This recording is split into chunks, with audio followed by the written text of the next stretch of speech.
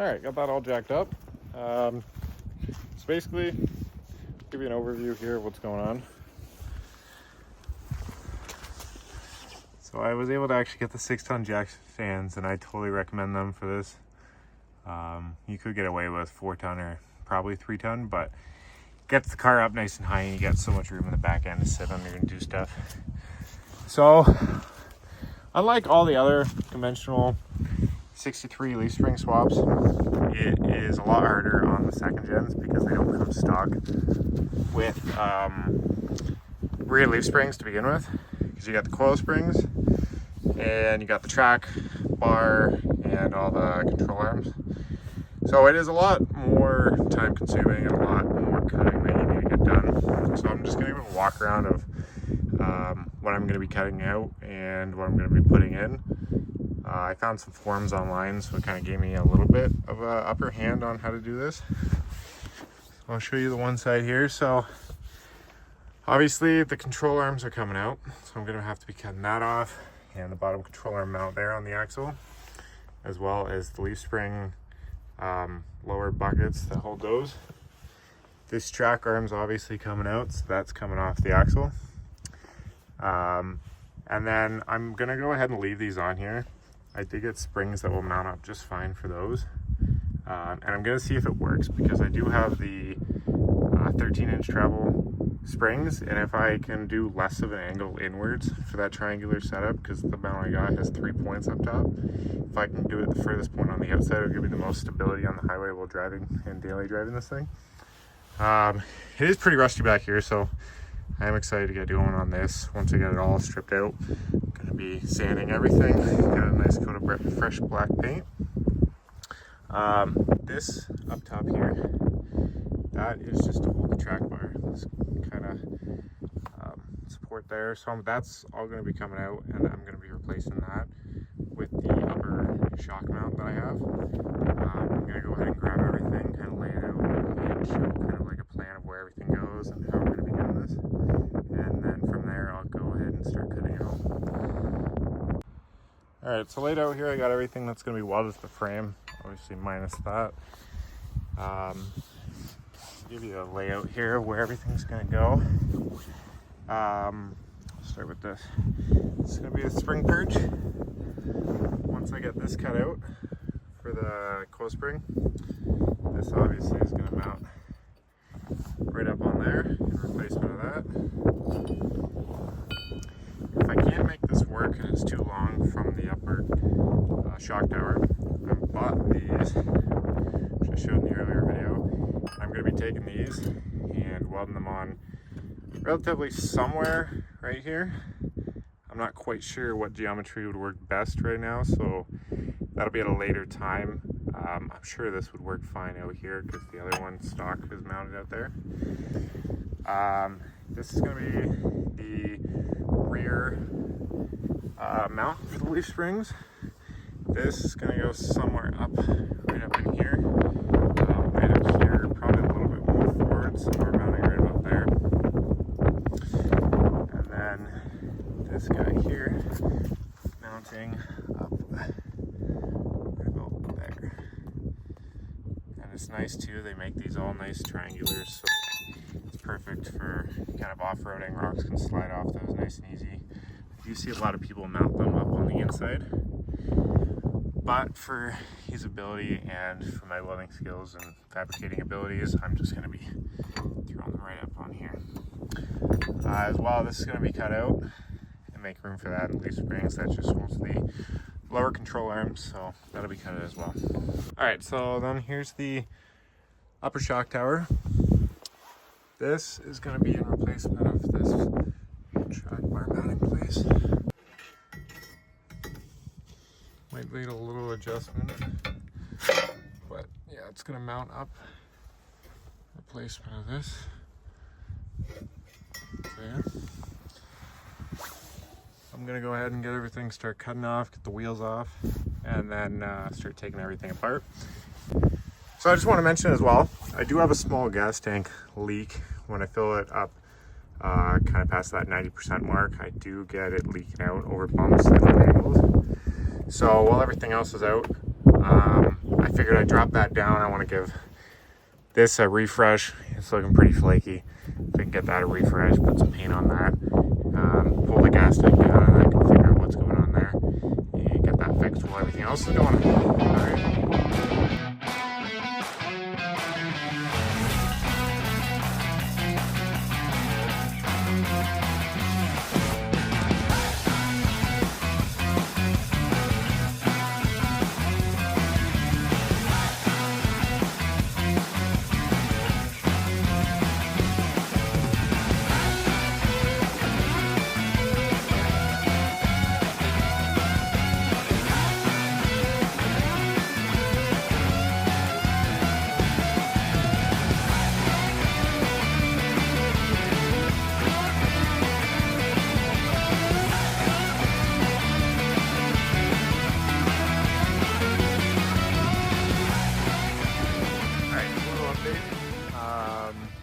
I got the brake lines all off, got those all disconnected from the axle, all the wires disconnected. So now I'm going to go ahead and take the drive shaft out and then get started on the control arms, and everything else to be able to drive the axle. I ended up taking off the sway bar end links. I'm going to leave the rest of the sway bar on there for now. I'll take it off when I get the axle all out. And then you do need to disconnect your emergency brake. Luckily, I just had these off to replace my wheel bearings. So these were all loosened up for me, which is nice. A little tip if you need to take off your brakes is you got a little opening at the back here where you can adjust your cylinder that pushes out the shoes. But yeah, so now I got that off. These should just pop right out of here like that. And then I'm gonna go ahead and take off the drive shaft and start taking the track bar off and all the control arms, and that should be it. And then I should be able to drop the axle down.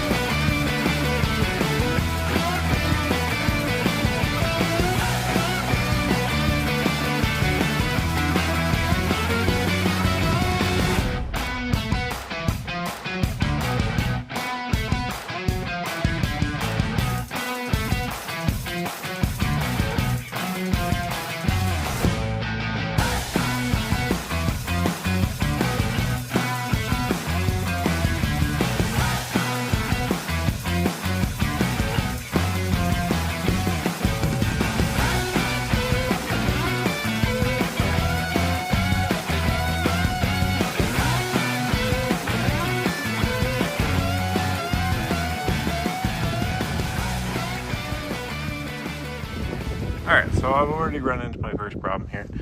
I'm trying to take this bar out, and I was able to get these all loosened up, but the other side's all stripped, so I can't turn the bolt that's in it, and I'm having trouble banging it out. So I'm going to throw some heat on that.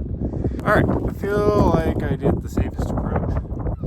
I tried heat and banging it, and it just wouldn't work, so I figured I got a grinder, so might as well just cut it out.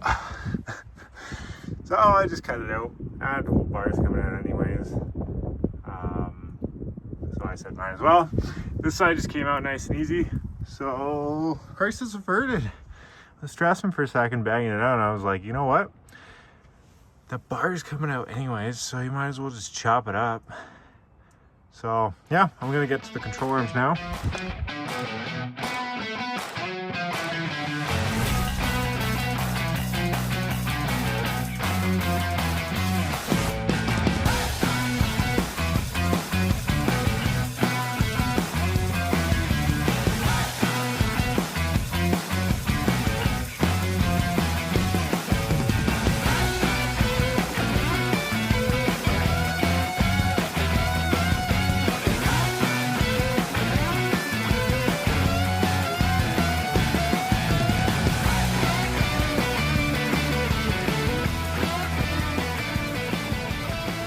All right, we got it all out. There you go. Axle removed. So, a little tip for getting off your control arms. Don't bang any of the bolts out until you have them all loose. And then you can go ahead and jack up with the jack. Take all the weight off the control arms. Bang all the bolts out. And then it'll make it 10 times easier. And leaving these in, trying to get the lowers off with the tops all undone with the bolts out, the whole axle just turns while you're trying to take that breaker bar and break those nuts loose. So got that all out. I'm gonna go ahead and bring that downstairs into my house. Fortunately, I don't have a garage. I am working outside. As you can see, there's snow. It's like 28 to 30 degrees right now. So it's kind of a bummer. It's hard to find some days. It's like it's spring, and then some days it's just like 6 inches of snow overnight. So it's been hard to find time to do this, but I gotta get it done the next month and a half or so. So I got plenty of time while I'm in school to get this done. So yeah, I'm gonna go ahead and take off all the control arms from the body of the frame itself. And then, yeah, we'll get back to it. Alright, so update video. I ended up getting the axle all out. It was relatively easy. I thought it was going to be a lot harder of a process, but it came out super smooth. Some of the bolts were in there a little stuck. I did end up cutting out that mount for the track bar, but it wasn't too bad.